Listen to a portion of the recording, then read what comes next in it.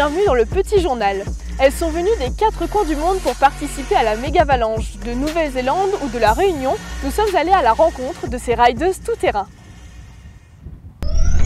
C'est du haut des 330 mètres du Pic Blanc que les participants de la Mégavalanche Femmes ont posé leur vélo.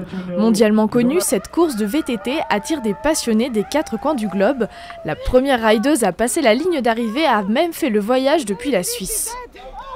Moi j'aime bien ce format Mastart, c'est vraiment particulier par rapport à d'autres courses. Franchement c'est vraiment une expérience géniale parce que justement ce Mastart, comme j'ai dit, ce départ vraiment haut, une course très longue, c'est très physique. Pour d'autres, cette course c'est aussi l'occasion de faire passer un message. Par sa participation, Julie espère encourager les Réunionnaises à sauter le pas du VTT. On n'est pas nombreuses à faire du vélo à La Réunion, enfin du moins à faire des courses. En fait, il y a pas mal de filles qui aiment rouler et qui ont découvert par leurs copains, des amis, etc. et qui n'osaient pas. Et donc on essaie de motiver des filles et je me dis, faire des courses, c'est aussi un moyen de donner une visibilité aux filles. C'est pas à côté, mais quand on aime, on ne compte pas, quoi.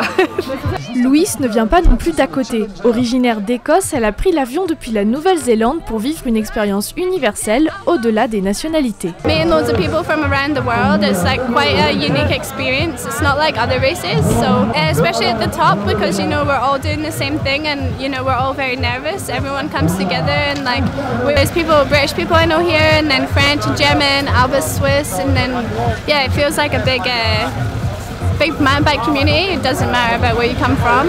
Au-delà d'une expérience sportive, la Mégavalanche a tenu ses promesses de rencontres humaines qui pourront encore se renforcer l'année prochaine. Et du côté des hommes, c'est Stéphane Peter qui remporte pour la seconde fois la compétition.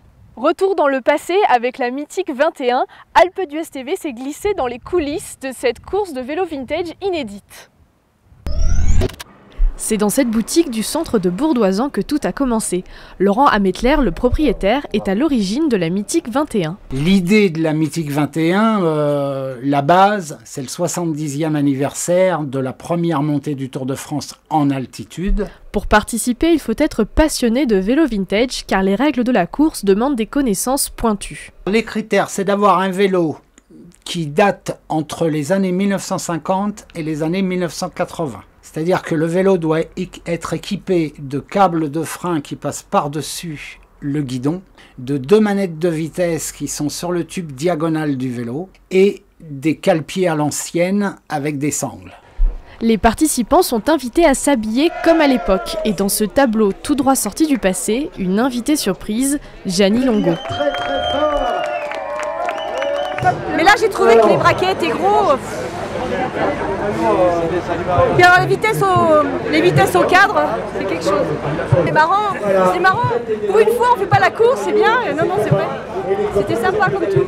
La mythique 21 attire les grands noms du cyclisme. Parmi eux, Jean-Paul Routins qui a roulé sur un vélo de fabrication familiale. Il a même le nom de mon père, c'est un vélo qui est de 1966, donc qui a été construit à l'époque par mon père. Après moi j'en ai fabriqué, mais celui-là a été fabriqué par mon père.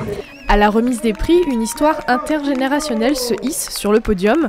À 68 ans d'intervalle, un même vélo a porté un grand-père et son petit-fils.